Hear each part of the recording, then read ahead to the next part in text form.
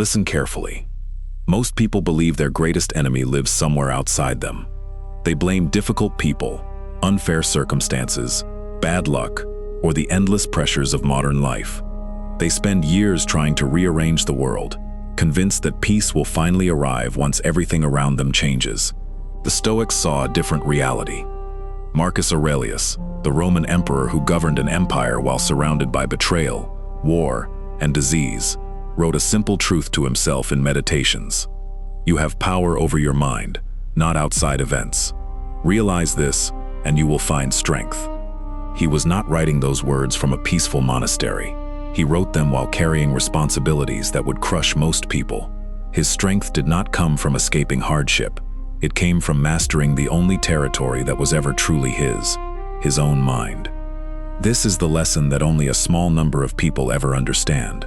The greatest battle of your life has never been against the world. It has always been against the voice inside you that magnifies every insult, fears every uncertainty, and demands comfort over discipline. Long before another person defeats you, that voice has already convinced you to surrender. Society teaches you to chase external victories, a better career, more recognition, more possessions, more approval. Yet history repeatedly proves that people can possess everything the world admires while remaining prisoners of anxiety, anger, and endless dissatisfaction. Seneca warned that the man who becomes a slave to his desires remains a slave, regardless of how much wealth or influence he acquires. Chains made of gold are still chains.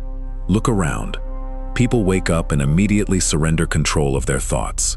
Before their feet touch the ground, they reach for a glowing screen that tells them what to fear, what to desire, and who they should become. Their emotions rise and fall according to headlines, notifications, opinions, and strangers they will never meet. Hour after hour, they hand over authority they never realized they possessed. Then they wonder why peace feels impossible. Imagine an ancient fortress built high upon a mountain. For centuries, storms crash against its walls. Winter freezes its stones. Lightning strikes its towers. Invading armies surround it again and again. Yet the fortress remains. Not because the storms stopped, not because enemies disappeared, but because its foundation was laid upon solid rock rather than shifting sand. The Stoics believed every human being must construct such a fortress within themselves. Not a place built from ego, pride, or emotional numbness, but one built from disciplined judgment, a place where chaos can knock, but never enter without permission. Epictetus taught that every event arrives at the gate of your mind like a visitor. The event itself carries no command over you. Only when you grant it judgment does it gain power. This is why two people can experience the same hardship while leaving with entirely different lives. One becomes bitter, the other becomes wiser. The difference is never the event. It is the ruler within. Over the next moments, you will discover 10 timeless principles that transformed emperors, philosophers, and ordinary men into people who could not be broken by fortune. These are not motivational slogans designed to make you feel powerful for a few minutes. They are disciplines. They demand practice. They demand honesty. They demand that you stop blaming the world and begin governing yourself. Because the moment you learn to rule your own mind, something extraordinary happens. The world loses its ability to rule you. There is a moment so brief that most people never notice it. It lasts only a heartbeat. Yet within that heartbeat lies the difference between a life ruled by emotion and a life ruled by wisdom. A harsh comment reaches your ears. Your pulse rises. Someone questions your abilities. Your pride demands revenge. An unexpected setback ruins your carefully made plans. Fear begins whispering that everything is falling apart. Most people move from emotion to action without ever stopping in between. That is why they spend years apologizing for words they should never have spoken, rebuilding relationships they should never have damaged, and recovering from decisions made during moments they should never have trusted. The Stoics understood that freedom is not found in controlling what happens around you. It is found in controlling what happens within you before you respond.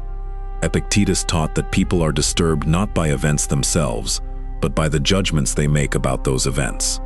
This single idea overturns the way most people live. The insult is not your suffering. The delay is not your suffering. The failure is not your suffering. Your immediate judgment about those things is what creates suffering. The event knocks on the door. Your judgment invites it inside.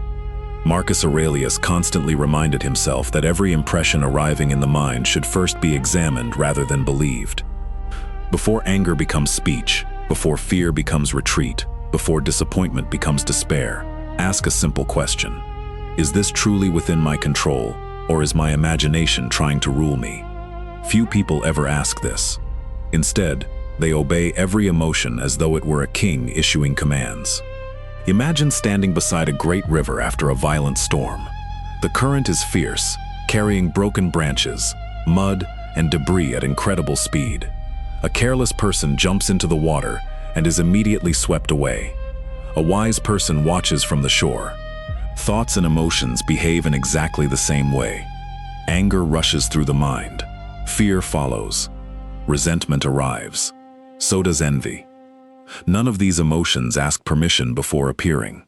But they cannot force you to follow them. They are currents passing through consciousness. The tragedy is that most people mistake the current for themselves. Seneca warned that the greatest punishment of uncontrolled anger is not what it does to others, but what it does to the person who carries it. The angry man imagines he is striking his enemy, while in truth, he is striking his own peace first. This is why the strongest person in any room is rarely the loudest. He does not rush to defend his pride. He does not chase the final word. He does not allow another person's lack of discipline to infect his own character. He understands something the crowd has forgotten. Every emotional reaction is a choice, disguised as an impulse. The more quickly you react, the more predictable you become. And the more predictable you become, the easier you are to manipulate. Think about how often your day has been stolen by a single moment. One criticism destroys hours of focus. One disagreement poisons an entire evening. One unexpected inconvenience turns gratitude into frustration. Was it really the event that possessed such power? Or did you surrender that power yourself? Marcus Aurelius wrote that the mind becomes colored by the quality of its thoughts. Every reaction paints another layer upon your character. Every pause strengthens your command over yourself. This is why the Stoics trained relentlessly in ordinary moments. When delayed, they practiced patience. When criticized, they practiced restraint. When disappointed, they practiced acceptance. Not because these situations were pleasant, but because every inconvenience became another opportunity to exercise the mind. The crowd sees obstacles. The Stoic sees repetitions. Every interruption becomes another chance to strengthen discipline. Every insult becomes another chance to master pride. Every setback becomes another chance to govern the self instead of obeying emotion. The world will never stop testing your character. But the day you learn to pause before you judge, to observe before you react, and to think before you speak, something remarkable begins to happen. Life no longer controls your mind. Your mind begins to control your life. There is a truth that modern society desperately tries to hide from you. Your life is shaped less by what happens to you than by what you allow to enter your mind. Every day, thousands of ideas compete for your attention. Advertisements tell you that you are incomplete. Social media tells you everyone else is happier. News headlines convince you the world is collapsing. Endless opinions demand that you become angry, afraid, offended, or distracted. Most people believe they are simply consuming information. In reality, the information is consuming them. Marcus Aurelius wrote in Meditations, "The soul becomes dyed with the color of its thoughts." He understood that the mind is not a warehouse where anything can be stored without consequence. It is fertile ground. Whatever is planted there, whether wisdom or foolishness, eventually grows into character. This is why two people can live in the same city, experience the same events, and become completely different individuals. One cultivates patience, courage, and clarity. The other cultivates resentment, envy, and endless dissatisfaction. The difference is not intelligence, it is cultivation. Imagine an ancient city surrounded by towering stone walls. Every traveler who approaches its gates must first be questioned. Friends may enter, merchants may enter, but enemies disguised as travelers are turned away before they ever reach the streets. Now imagine a city with no gates at all. Anyone walks in, thieves, invaders, spies. Before long, the city belongs to someone else. This is exactly how most people treat their minds. Every opinion is welcomed. Every rumor is believed. Every controversy demands attention. Every notification interrupts their peace. Then they wonder why their thoughts feel crowded and their emotions exhausted. Seneca warned that the company we keep quietly shapes our character. Spend enough time among fearful people, and fear begins to feel reasonable. Spend enough time among complainers, and gratitude starts to disappear without your noticing. Human beings absorb emotional habits just as dry wood absorbs moisture. That influence is no weaker today. It has simply become digital. Many people wake up and immediately surrender their attention to strangers. Before speaking to their own conscience, they scroll through the anxieties, arguments, and ambitions of thousands of other minds. Their first thoughts of the day are not their own. By sunset, they wonder why they cannot hear themselves think. Epictetus reminded his students that we become servants to whatever captures our attention. The person who cannot choose what deserves his focus has already surrendered the greatest freedom he possesses. This is why guarding your attention is not merely a productivity habit. It is a philosophical discipline. Ask yourself before allowing anything into your mind, does this make me wiser? Does this strengthen my character? Does this deserve a place in my thoughts? Most things will fail that test. Not every debate deserves your opinion. Not every insult deserves your response. Not every headline deserves your fear. Not every distraction deserves your time. The strongest minds are not filled with more information. They are filled with better information. Think of a master archer preparing to release an arrow. Before drawing the bow, he removes every unnecessary movement. His breathing becomes steady. His vision narrows. His attention belongs entirely to one target. Now compare that to the modern mind.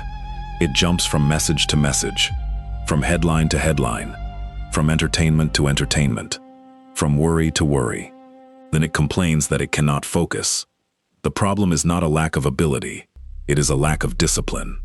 Marcus Aurelius often withdrew into what he called the inner citadel, a place no emperor could lose and no enemy could conquer. It was not a physical location. It was a state of mind protected from unnecessary disturbance. That fortress still exists, but its gates must be guarded every single day. The world will always compete for your attention, because your attention is your life in its purest form.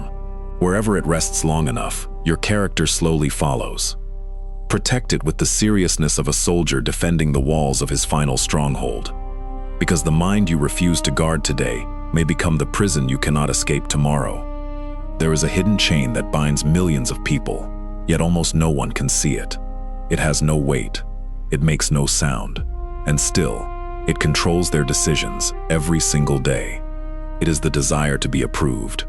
From childhood, you are taught to seek applause. Good grades earn praise. Success earns admiration. Obedience earns acceptance. Slowly, your mind begins to believe that your value exists only when someone else confirms it. This is one of the greatest illusions a person can ever accept. The Stoics rejected it completely. Marcus Aurelius reminded himself, do not waste what remains of your life wondering what others think, unless it serves the common good. He understood that a man who constantly watches the opinions of others eventually loses sight of his own conscience. Consider how fragile most confidence truly is. A compliment arrives, and your mood rises. A criticism follows, and your confidence collapses. Nothing about your character has changed. Only someone else's opinion has. If another person's words can elevate or destroy your peace, then your peace never belonged to you in the first place. Epictetus challenged his students with a difficult truth. If you seek approval from those whose judgment is ruled by emotion, fashion, or popularity, then your own life will become just as unstable as theirs. You cannot borrow self-worth from people who have not even found their own. Imagine an enormous oak tree standing alone in an open field. Children climb its branches. Travelers rest beneath its shade. Birds build nests among its limbs. Others carve their names into its bark. Some admire its beauty. Some ignore it completely. The tree never changes its purpose. It does not grow taller because someone praises it. It does not stop growing because someone insults it. Its roots reach deeper into the earth regardless of who is watching. That is how a disciplined mind lives. Now compare that to a weather vane fixed upon a rooftop. Every shift in the wind forces it to turn. It has no direction of its own. Its entire existence depends on forces outside itself. Most people live exactly like that weather vane. One compliment makes them feel worthy. One criticism makes them question everything. One rejection convinces them they are failures. One moment of public attention becomes more valuable than years of quiet integrity. Seneca warned that the crowd rarely rewards virtue. More often, it celebrates what is loud, entertaining, or convenient. If your purpose is to become wise, expecting constant approval from society is like expecting the sea to remain perfectly still during a storm. The wise person understands something deeper. Popularity is not proof of truth. Applause is not proof of virtue. Criticism is not proof of failure. History itself confirms this. Socrates was condemned. Epictetus was born a slave. Marcus Aurelius ruled an empire yet endured constant criticism from those around him. None of them measured their worth by public opinion. They measured it by the condition of their own character. Ask yourself a difficult question. If no one ever praised your discipline, would you still rise early? If no one admired your honesty, would you still tell the truth? If no one noticed your kindness, would you still choose compassion? Your answer reveals whether you are living according to virtue or according to applause. Marcus Aurelius repeatedly returned to one simple practice. At the end of each day, he examined not whether people admired him, but whether he had acted with justice, courage, self-control, and wisdom. His judge was his conscience, not the crowd. This is the freedom that only a few ever discover. When your actions are guided by principles instead of praise, you become impossible to manipulate. Flattery no longer seduces you. Insults no longer provoke you. Recognition no longer intoxicates you. Rejection no longer weakens you. You become like the sun itself. It rises each morning without asking who appreciates its light. It fulfills its purpose because shining is its nature. And when you reach that point, something extraordinary happens. The world may continue judging you, but it no longer has the authority to define you. Most people pray for an easier life. The Stoics prayed for something entirely different. They sought the strength to meet whatever life placed before them. This is the dividing line between the ordinary mind and the disciplined one. The ordinary person sees obstacles as interruptions. They complain when plans collapse, when opportunities disappear, when people betray them, or when hardship arrives without warning. Every setback feels like evidence that life is unfair. The Stoic sees the same obstacle and asks a completely different question. What is this trying to teach me? That single question changes everything. Marcus Aurelius wrote one of the most enduring principles in Meditations. The impediment to action advances action. What stands in the way becomes the way. These were not poetic words meant to inspire future generations. They were instructions he gave himself while carrying the unimaginable burdens of leading Rome through wars, plagues, political conspiracies, and personal loss. He refused to see adversity as an enemy. He treated it as a teacher. Imagine a master blacksmith standing before a blazing furnace. He places cold steel into the fire. The metal glows red with unbearable heat before it is struck again and again with a heavy hammer. Each blow appears violent. Each moment in the fire seems destructive. Yet without the fire, the steel remains weak. Without the hammer, it never becomes a sword. Nature has always worked this way. Diamonds are born beneath crushing pressure. Trees develop stronger roots because of relentless winds. Muscles grow only after resistance tears their fibers apart. Everything of lasting strength is first tested. Why should your character be any different? Seneca understood this truth better than most. In his letters, he argued that difficulty is not a punishment reserved for the unfortunate. It is the training ground of those capable of becoming exceptional. He compared hardship to military exercises, reminding his readers that soldiers who never train during peace will fail when war finally arrives. Life trains character in exactly the same way. Every disappointment develops patience. Every failure develops humility. Every rejection develops independence. Every season of uncertainty develops courage. The obstacle is never merely blocking your path. It is shaping the person who continues walking. Yet modern society encourages the opposite response. The moment discomfort appears, people search for the quickest escape. If work becomes difficult, they quit. If relationships become challenging, they leave. If discipline feels uncomfortable, they abandon it. Without realizing it, they spend their lives escaping the very experiences capable of transforming them. Epictetus reminded his students that circumstances do not reveal character.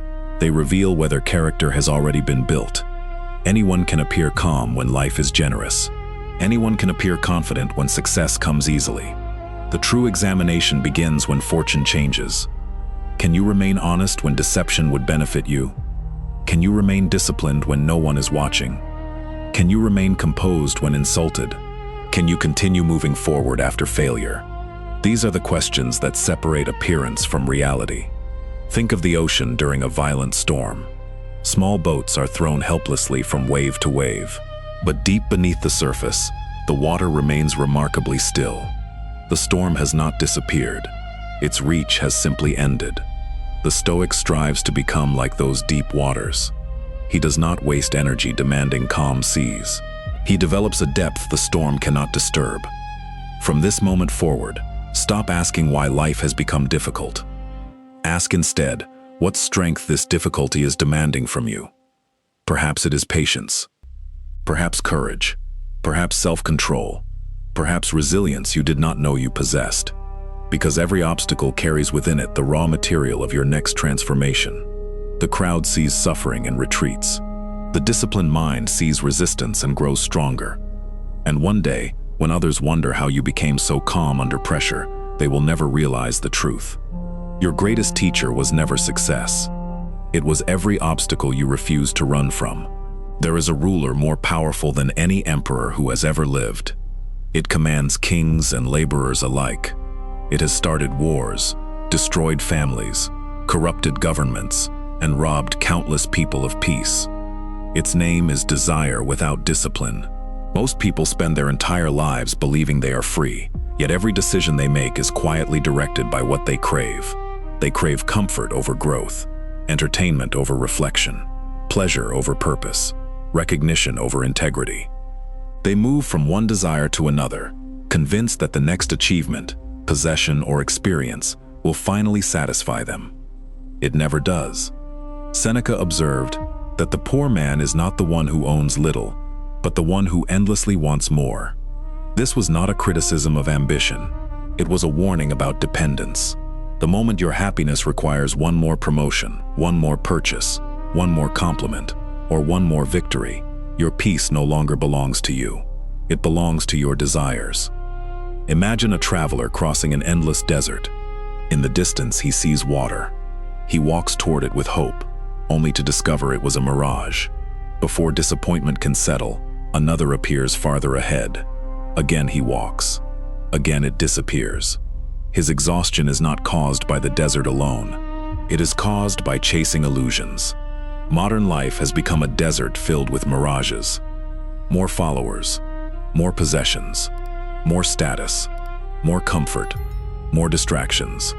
Every promise whispers the same lie. Just one more, and then you'll finally be content. Marcus Aurelius refused to believe that lie. In Meditations, he reminded himself that the value of a person is measured by the value of the things to which he gives his attention. If your attention is consumed by endless cravings, your character slowly becomes shaped by endless dissatisfaction. This is why so many people achieve what they once dreamed of and still feel strangely empty. The destination was never the problem. The appetite was. Epictetus taught that freedom begins when you stop demanding that life satisfy every preference. A person who cannot tolerate discomfort becomes a servant to comfort. A person who cannot endure boredom becomes addicted to constant stimulation. A person who cannot resist pleasure gradually loses the ability to choose what is right. At first, these compromises appear insignificant. You postpone today's discipline until tomorrow. You choose convenience over responsibility. You silence your conscience because comfort feels easier. One decision becomes another, then another. Years later, you discover that your habits have become your master. Think of a wild horse racing across an open plain. Its strength is extraordinary. Its speed is unmatched. But without direction, that power serves no purpose. Now imagine the same horse, trained with patience and discipline. Its strength has not diminished. It has become useful. Human desire is exactly the same. The Stoics never taught that desire should be destroyed. They taught that it must be governed. Your ambition should serve wisdom. Your wealth should serve virtue. Your success should serve character. The moment desire becomes your master instead of your servant, you begin sacrificing lasting peace for temporary satisfaction. This is why the Stoics practiced voluntary discomfort. Seneca deliberately slept on hard surfaces, wore simple clothing, and ate plain meals from time to time. He asked himself, "Is this what I feared?" He wanted proof that comfort was a luxury, not a necessity. By willingly stepping away from excess, he weakened fear's grip over his life. The lesson remains just as powerful today. Spend time without constant entertainment. Choose discipline when comfort calls your name. Practice gratitude before pursuing more. Allow yourself to want less than the world insists you need. And not because simplicity is fashionable, but because self-command is freedom. The greatest victory is not obtaining everything you desire. It is reaching the point where your desires no longer control you. That is the quiet power of the Stoic, and very few people will ever possess it. There comes a moment in every life when you discover a painful truth. Everything you believed was permanent can disappear. Wealth can vanish overnight. Health can weaken without warning. Relationships can end. Reputations can be destroyed by rumors. Positions of influence can be taken away by forces beyond your control. If your peace depends on any of these things, then your peace is living on borrowed time. Marcus Aurelius understood this better than almost anyone. As emperor, he possessed unimaginable authority, yet he constantly reminded himself that power, status, and even life itself were temporary visitors.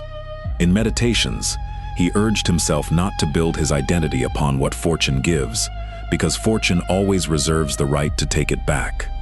Instead, he returned again and again to what he called the inner citadel. This was not a palace hidden behind the walls of Rome.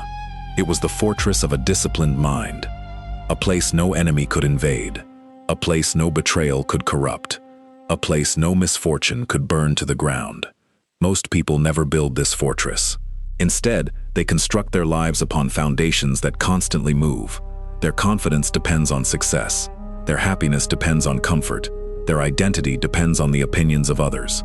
Every external change shakes them because everything valuable they possess exists outside themselves. Then one unexpected storm arrives. The career ends. The relationship breaks. The money disappears. And with it, the person they believed themselves to be. The Stoics warned against this long before the modern world existed. Epictetus taught that anything outside your own character is merely on loan. Your possessions, your reputation, your body, even the people you love, are gifts entrusted to you for a time, not permanent guarantees. To cling to them as though they can never change is to prepare yourself for unnecessary suffering. This teaching is not cold. It is liberating. Imagine an ancient castle built upon a cliff overlooking the sea. For centuries, waves crash against the rocks below. Mighty storms batter its walls. Empires rise and fall around it. Entire generations come and go. Yet the castle remains, because its foundation reaches into solid stone. Now imagine another house, built upon loose sand near the shoreline. It may appear beautiful on a calm day, but when the tide rises, its fate is already decided. Ask yourself honestly, where have you built your own foundation? Upon praise? Upon money? Upon appearance? Upon achievements? Or upon virtues that no circumstance can steal? Seneca wrote that the wise person carries everything necessary for happiness within himself.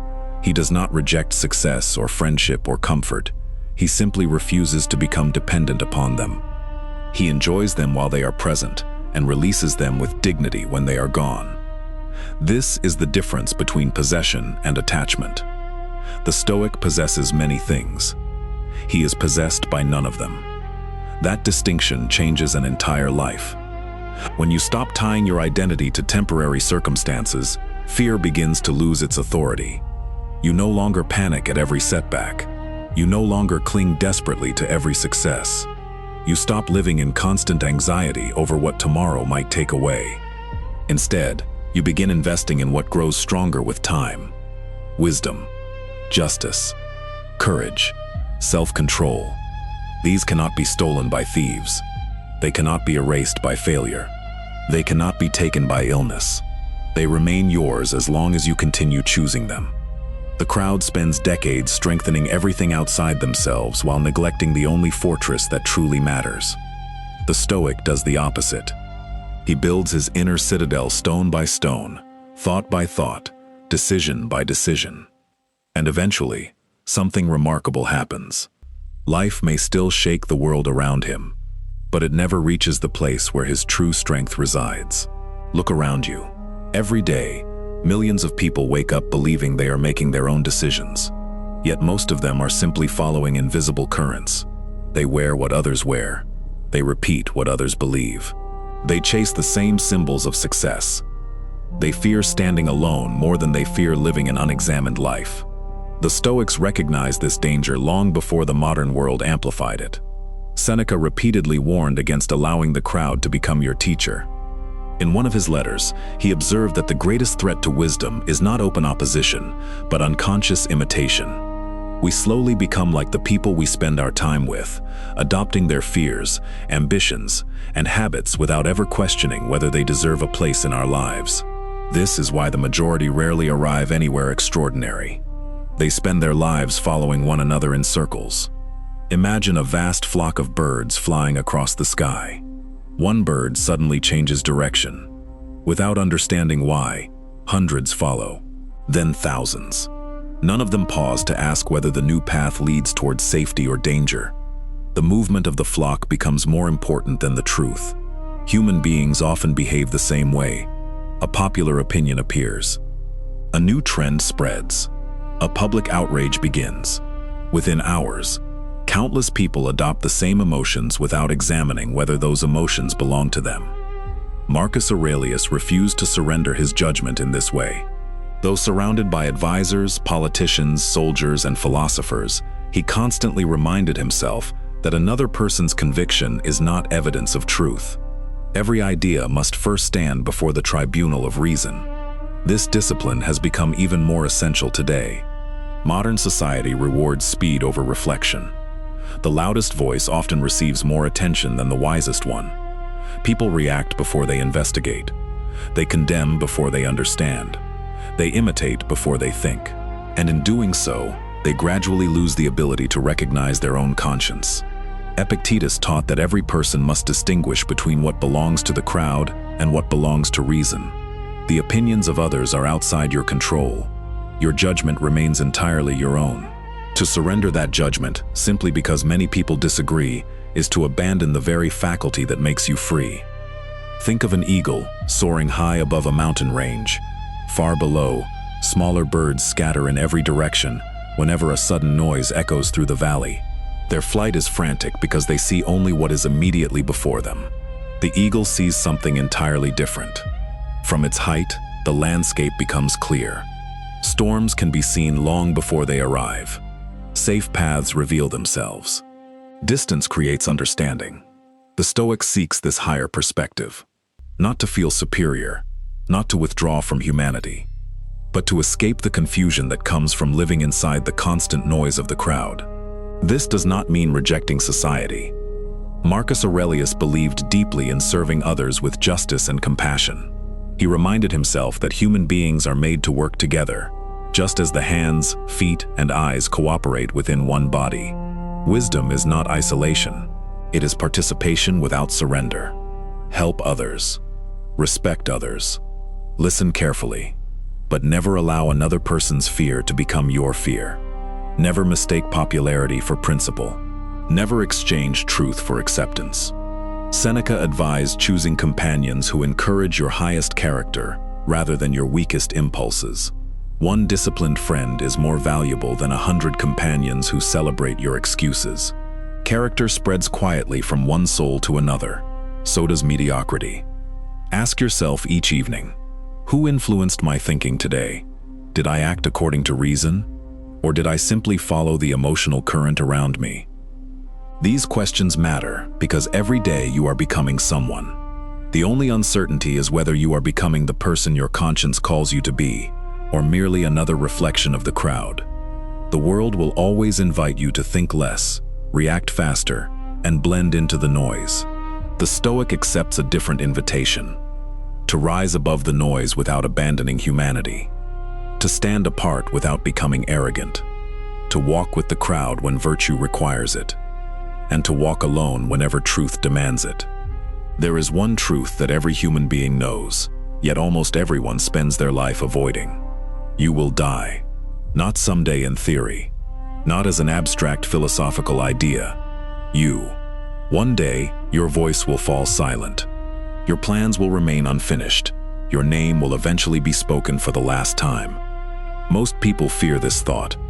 The Stoics embraced it, not because they loved death, but because they understood that remembering death teaches a person how to live. Marcus Aurelius returned to this lesson again and again in Meditations. He reminded himself that he could leave life at any moment. Therefore, every word, every decision, and every action should be worthy of the limited time that remained. This was not pessimism, it was clarity. When you forget that life is finite, you begin wasting it as though it were endless. You postpone difficult conversations. You delay becoming disciplined. You promise yourself that tomorrow will be the day you finally begin. Tomorrow becomes next week. Next week becomes next year. Eventually, an entire lifetime disappears beneath the illusion that there would always be more time. Imagine an hourglass standing before you. Each grain of sand falls without asking permission. You cannot stop it. You cannot reverse it. You cannot bargain for a few extra moments. Whether you celebrate or complain, the sand continues falling. Your life is no different. Every sunrise quietly removes one more day from the account you can never refill.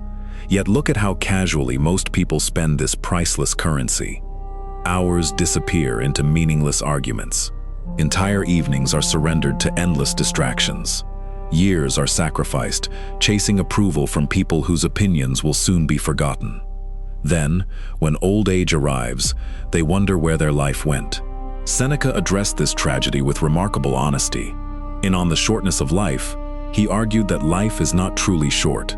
We simply make it short by wasting so much of it. According to him, people guard their money with extraordinary care while giving away their time to anyone who asks. Think about that. If a stranger stole $10 from you, you would notice immediately. But when meaningless distractions steal 3 hours from your day, you often call it entertainment. Which loss is greater? Epictetus urged his students to treat every day as though it were complete in itself. Do not assume another opportunity will appear. Do not postpone virtue. If kindness should be shown, show it today. If discipline should begin, begin now. If forgiveness is needed, do not wait for circumstances to become perfect. Perfection has never arrived on anyone's calendar. Think of a traveler climbing a mountain before sunrise. He knows daylight is limited. Because of that knowledge, every step becomes intentional. He does not wander aimlessly. He does not waste precious hours walking in circles. The approaching sunset gives meaning to every decision he makes. Mortality does exactly the same thing. It strips away trivial concerns. It exposes false priorities. It reminds you that the argument consuming your thoughts today may be completely forgotten in a year. It reminds you that possessions cannot accompany you beyond the grave.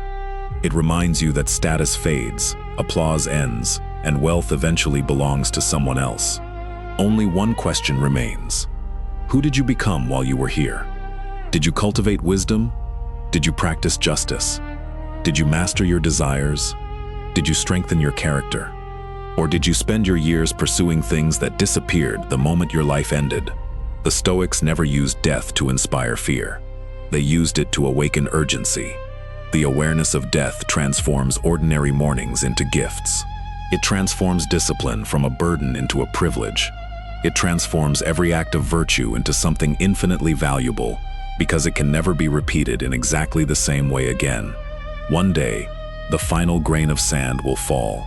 Until then, every sunrise places an extraordinary responsibility in your hands. Not merely to exist, but to live so well that, when the end finally comes, nothing essential has been left undone. We have reached the final lesson. But in truth, this is where the journey begins. Everything you have heard means nothing if it remains only words.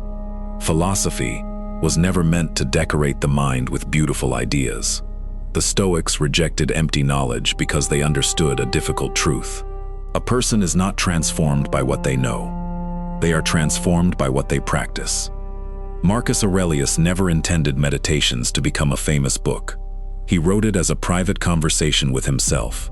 Every page was a reminder to return to virtue after failure, to remain humble after success, and to keep governing his own mind regardless of what happened beyond his control. He understood something that modern society often forgets. The greatest victory is invisible.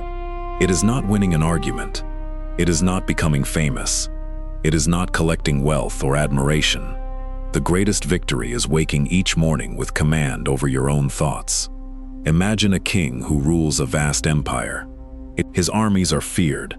His treasury overflows. His authority stretches across nations. Yet every insult provokes him. Every temptation controls him. Every fear commands his decisions. Can such a man truly be called a ruler? The Stoics would answer no. A person who cannot govern himself remains a servant, even if the entire world bows before him. Now imagine another man. He owns very little. Few people know his name.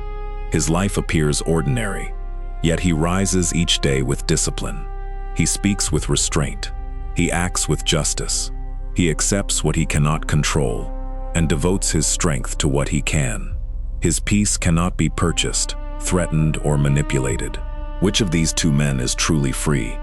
Epictetus was born into slavery, yet he taught generations of students that freedom begins within. No master could command his judgment unless he willingly surrendered it. His body could be restrained, but his character remained unconquered. This is the paradox of Stoicism. The strongest person is not the one who dominates others. It is the one who no longer needs to. Seneca repeatedly reminded his readers that every day offers an opportunity to begin again. Yesterday's failures need not become today's identity. Every sunrise invites you to strengthen your judgment, refine your character, and return once more to the path of virtue. That is why this philosophy has survived for nearly 2,000 years. Empires have collapsed. Kingdoms have disappeared. Entire civilizations have vanished into history. Yet the wisdom of the Stoics continues to endure because it addresses something that never changes: human nature. Fear still whispers. Anger still tempts. Pleasure still distracts. Ego still deceives. And discipline still separates the exceptional from the ordinary.